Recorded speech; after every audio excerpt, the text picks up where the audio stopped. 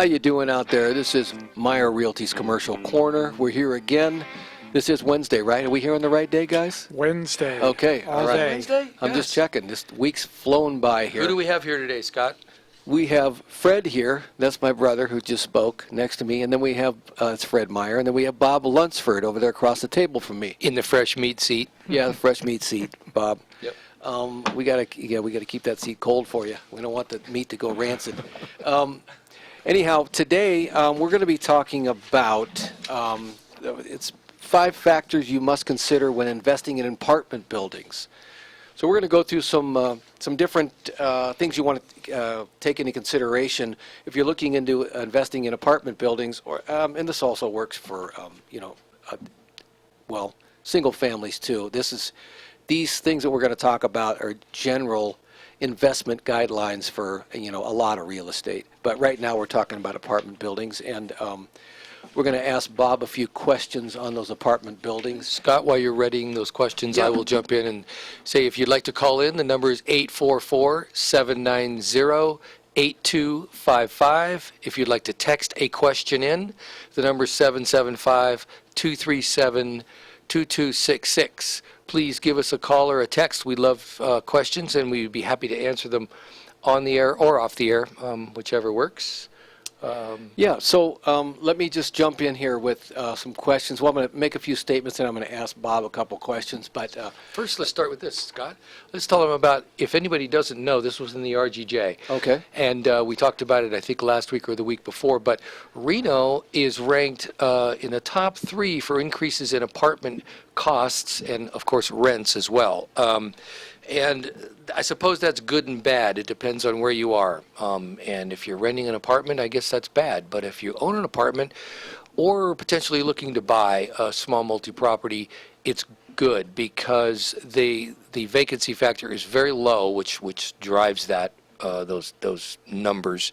rents are on the way up. Yeah, the rents are on the way up, and we're seeing, most of our whole entire market here, I would say, generally speaking, is about 5%. Now, that varies a little bit depending on where you're going. It could be down as low as 3 or 2 or even 1 if you're by the UNR, or less than 1, actually. But all the way up to maybe 6 would be the worst I think we have in the valley, and I can't even think of where that might be. I think we're pretty tight everywhere. So we just want to make sure and throw that out there because really we're talking about small multifamily stuff here, which is entry-level stuff for a lot of folks, and that's what we'd like to speak to, are folks who are looking to either do a 1031 out of something they've been holding for a while and want to move up or over into more units or something in a different area or whatever it might be. So we'll be speaking to that today and some of the nuances of that. I think one of the things that's important to point out in that article is that the rents were up, I believe it was 12% last year nationally. So as Fred said, Reno was ranked 3rd in the country for rental increases. But really what that says is the supply and the demand is out of balance. That is, there's more demand than available properties right now. So that means price appreciation will continue.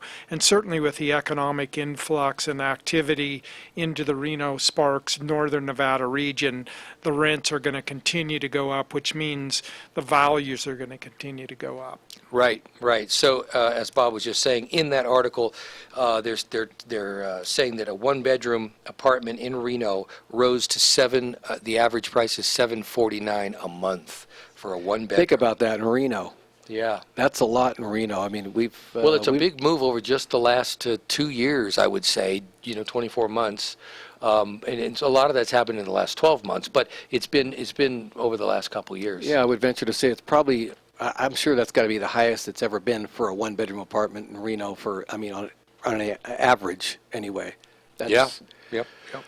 So getting into the couple questions I wanted to ask Bob, this is really, and by the way, this works for apartment sellers and buyers. So I mean, what we're going to talk about here today, if you're a seller, these are the things that a buyer is going to be looking at to buy a property, and these are things that we'll be looking at when we analyze your property to sell it too. Some of these things we'll be looking at, and some of these things we'll be using to analyze your property to prepare it for a sale. So learning to recognize a good deal takes research, education, and experience. So the most important issues to consider, right up at the top here, is will this property cash flow? This is the most important issue to consider, and it depends a lot. It depends on a lot of factors. And some of these factors are the strength of the local market. Well, we know we're in a strong market. Vacancy and delinquencies, right? We have low vacancies, and as far as delinquencies go, well, that just depends. I guess they're talking about rents. Yeah. And that just depends on individual apartment buildings and how well tenants are vetted or not vetted. But I think tenants are getting vetted more and more because landlords can be more picky nowadays, right, guys? And they are being more picky from what I'm hearing. They can... Well, certainly in a rising market like Yeah. this, yes, they can be more picky and are being more Yes, picky. yeah. And then the type of market that you're buying in, we know the type of market we are here. You do have different classes of buildings, I should say. So we do have, we have A, B, or C class. We're talking about apartment buildings right now. So we have, and those generally it kind of goes along with the age of a building and the and how it's built and what it's made of. That's how they're classified. Also, the interest rate on your financing is going to factor in. Is it conventional financing, or are you going to have to go get some hard money to do all or part of this? Because that definitely is going to make a big difference. And the size of your down payment. You come in just squeaking in, or do you have a substantial down to help this thing cash flow, and you're not just squeaking by and actually even maybe feeding it a little bit each month, hoping for appreciation is what those people are doing usually. They're hoping for the thing to appreciate. So with all these factors considered, you need to ask yourself, will this realistically provide income for me? And To service the debt. Right. And how will this property cash flow compared to other potential properties? You're going to be comparing it to other properties. So those are some of the things you need to look at. So having said all that, Scott, I don't think we have to worry about vacancy. So it used to be we had to worry about that, but we don't have to worry about that now. So really we have to worry about buying it right, I guess, right enough to be able to ensure that there's going to be cash flow to service whatever debt it is we put on the property, depending on the amount of down payment we come in and, things like that. So I think that, that problem is sort of solved, you might say. We don't have a vacancy issue. Right. For years, I had that problem of chasing tenants to make my mortgage payment, but I don't have to do that anymore with my stuff. So that's a good thing. Okay, so some people, you need to ask yourself, well, everybody needs to ask themselves whether income is important to you or not. Some people may buy a property and the income may not be that important because they may be looking at it in the long term. They want to make sure it at least maybe just cash flows and breaks even because they plan on and they have some money to do some fix up and get the property in good shape for down the road. So some people, that's their strategy. They buy it and they're okay if they can just break even. They're holding it for the long term, rents going up and things like that. That's some people. You mean buying on appreciation? Yes, that's what I mean. Buying on appreciation. Well, it does happen. Yes, it does. Right? It does. It is kind It of does happen. It does happen. You're right. Yeah. Then we get into leverage. And leverage is important in investing because the less cash flow you put down on each property, the more properties you can buy, right? So the more money you can keep in your pocket, of course, the more you can spread it out into other properties. And that was really, in the big run-up, we were really into, and I speak for myself too, we were really into leveraging property, and we were even pulling money out of other properties that we had to buy other property. And that, as a matter of fact, played into a lot of people losing property. That's part of what played into it. Was a way bigger picture. But I mean, just locally, little guys, that's what a lot of people did, and they got bit when everything went down because you end up, pulling out equity on other properties to buy new property. You end up when everything Debt goes service down. going up on those, Right. and then Right, debt service going up, and you end up in a bad situation. So, some people, learned lessons during that time. And So the mistake made was over-leveraging your property. Yeah. yes, Yep. exactly. So, I mean, that's lessons learned, or they should be learned, and everybody needs to remember that, need to be careful with that. And that means buying on a shoestring is probably not going to be a good idea. So we're getting down to the first segment of this show, and this is Myer Realty's Commercial Corner. We'll be right back in a few minutes. Fade in that great song. Let's hear that song.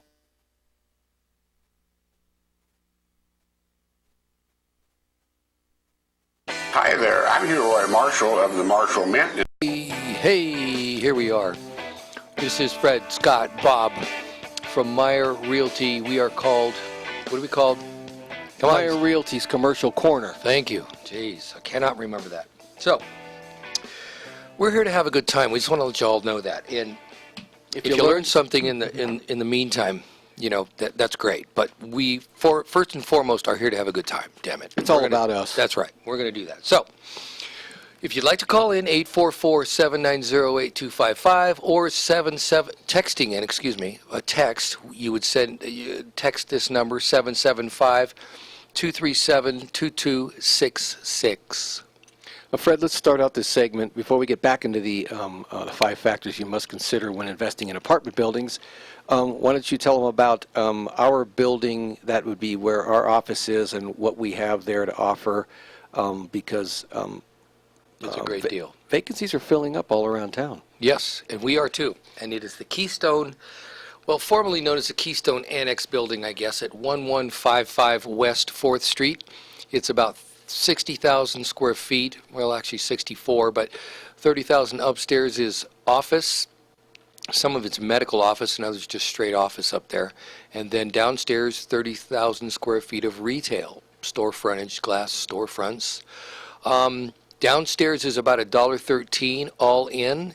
Upstairs is about what is it going to be today? I don't know, $1.30 You better $1.13 per square foot Per month. per month. That's right. Thank you, Bob. Bob's the numbers guy. Thank you, Bob. Yes, per foot per month. Upstairs per foot per month is about $1.30, and it's got some CAM that's included in that number upstairs because there's elevators, and we've got all the modern conveniences there to get you folks around inside that building. So come and see us, because we do have some spaces available, and I would love to talk to anybody that is interested. My number, 775-745-2918. Okay, so getting back into where I left off, I'm going to read a little bit more here and just kind of expound a little more, and then I'm going to start firing questions at Bob over there in the, what's that seat called, Fred? The fresh meat seat. Fresh meat seat. He can't remember the name, and I can't remember the seat. Anyway, so regarding equity, does the property you're purchasing have equity, or can you create equity? Creating equity. That's interesting. Well, a property, when you first purchase it, has oftentimes, it depends, but oftentimes it'll have zero equity. The only equity you have is the down payment you put in to create that equity at that point if you buy retail. Unless. Right. Unless you buy at a discounted price. Right. So you can do that. Or if you get... How do you do that, Scott? How do you buy at a discounted price? You make him an offer. It's a trick question. You make him an offer lower than he's asking. Right. But there's other things you can do too. It's interesting. There are other things. There can be the term we like to use. There's some fixable problems you might want to look for that the landlord he's tired of the property. He doesn't want to work on it anymore. And he wants to pass those problems on to somebody else. Well, you need to ask him for a discount for that, because you need to say, look, that thing needs a new roof. I want $8,000 or $10,000 or whatever that roof is. I'd like that discounted from the price. And actually, you'd want to discount more than what the cost of that roof is because of the trouble to do it and everything. And you want to end up with a little bit. So you'd tag a little onto there too. And you can create equity through rezoning potentially without doing anything other than going down to the city and possibly rezoning the property. And that doesn't mean multi-property necessarily. I mean, if you've got extra dirt, say you buy a piece and it's 4 units and it's sitting on an acre, and the acre is zoned MF14, for whatever, it's zoned for what's on there. You could go down to the city and ask them to rezone it, upzone it for more units, which creates value in that property. Actually, I have another thing I want to jump in on that. So, Fred, what about the time, the first deal that you ever did, speaking of rezoning, you could buy a big apartment building like the one downtown called the Park Towers that was the first real estate deal Fred ever did. My gosh, I just got my license. Yeah, he got thrown into the fire on that big time. But what did that guy do, Fred, as far as rezoning and repositioning that property? What did he do? Well, that was the Park Towers, and that was back in about 1997. And it was a floor call that came into the office, and this gentleman was a good-sized buyer and a big fish, as we call him.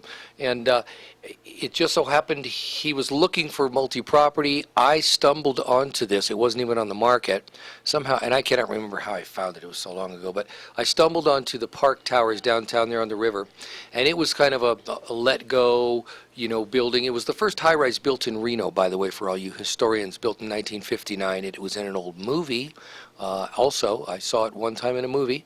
But anyway, we managed to, somehow or other, I managed to string that deal together. The seller was down in L.A., and the story is this, that he had a plan. Well, he didn't have the plan, actually. I suggested to him. Okay. Yeah, I had heard about condoizing. I was new to that term, actually, but I suggested that to him, and that's exactly what he did, and he made multi-million dollars on that building, and that's an example of, he paid 3.7 at that time for that building, and by the time he sold that thing off, he had made what I heard was about $10 million on it. So what is condoizing? What did he do? Basically, he had 91 units, if I remember right, and what you do is you basically have to come in with not an engineer, but an architect, and you basically have him redraft the complex, and basically assign, you ask for APN numbers for each unit, basically through the city, and the city assigns assessor's parcel numbers to each unit. So they rezoned it to go condo. To go condo. Then gave APN numbers to each unit, probably designated common areas with, then to put together an HOA. Correct. Did all those things that you normally, when you're buying a condo somewhere, you see and you hear about, because when you sign the papers you see the monthly HOA fees and what the HOA does and doesn't do. All that stuff had to be established with that, right? Yeah. So retroactively in an old building. Yeah. So anyway, that's what he did. Yeah, very successful. So this is an example of creating opportunity where you don't necessarily know it will be. That was a side note. I just thought about that when we were talking. So getting back to our program here, the other thing, the other way you can sort of realize equity in a property fairly quickly is if there's poor management. If you're going, man, this guy doesn't keep it up. He doesn't. His rents are low. He's not getting on people and collecting late fees. All that sort of stuff is lost money and lost income. And lost income is how we value these things. So that lost income is going to hurt the value at the end of the day when he has to show 2 years worth of tax returns when he wants to sell it. So, that's going to, poor management is something to look for. That's a fixable problem if you have a manager or you can manage. It's definitely a fixable problem. So there's many ways to create equity. So anyway, that's definitely something to keep in mind. Let's see, I wanted to get to Bob on where's my last? Yeah, let's wake Bob up. I know. Wake up over there, Bob. I've been sucking up all the air in the room here. I want to get Bob in here. I caught him snoring a little bit over there. He was glazing over listening to me talk is what he was doing. So one of the things we want to talk about is, and it's a big deal, is missing numbers. When we're going through the numbers, Bob, we have to be very careful. Is that not right when we're going through the tax returns? I think, it goes back to something we spoke about, a month ago or so. We talk about actual versus pro forma, right? Actual is the actual operating history, income, expenses, and the numbers, and hopefully those conform to, the tax reporting through the Schedule S. But that's one thing to understand. And then if you are looking at those numbers, certainly are there expenses on there that are pertain but are missing from that actual income and expense accounting. Things like maintenance, property management sometimes is included, sometimes not, but other utility costs, things like that that are obvious that haven't been accounted for. So that's an example of missing numbers. Right, and when if you're a buyer or a seller and you come to a real estate agent, you want their help in taking care of this stuff, especially a buyer. A good real estate agent's going to know, first of all, if the numbers look right, because they know generally, a real estate agent has been doing this a long time, can look at the numbers and know, look, his expenses, I know he pays the utilities and this and that, or he doesn't. I know these numbers don't look right, or these numbers look like they're probably close. You get a feel for that, and we kind of know with properties, a lot of times we can get that feel, and we can tell our client if we need to dig a little deeper and this just doesn't look quite right. And today, that is where the deal's going to happen, because it's sniffing out those numbers, sniffing out the deals, and the deals today don't come on the price tag. So in other words, you see the price and you go, oh my God, look at that thing, it's ridiculous. They got it at a 4 cap, right? But really working your way through the numbers and picking your way through to find those little gems and jewels, whether it's either a numbers problem that you can go in and fix and they don't realize, or it's a owner problem. And oftentimes you can find an owner problem. So digging around. So really good deals are often, how do I say this? They're I guess partially negotiated, but also through due diligence and looking behind the deal to find out motivations of the seller, maybe some history on the seller, is he getting a divorce? There's different things you can find out to help you get in there and grind a deal out, which is what we love to do. Oh my gosh, are we done? What? Hey, we need more time. Wait, Sorry. Whoa, can we buy another too busy 15? Wait, can we buy another 15 minutes? I got $10. Come on, please. Okay, no, All we right. got to go. This is Myer Realty's Commercial Corner. We really appreciate you guys listening. If you have any suggestions or anything, you can call us at 745-2918, or if you need to buy or sell a property. Thank you very much. Ranger State.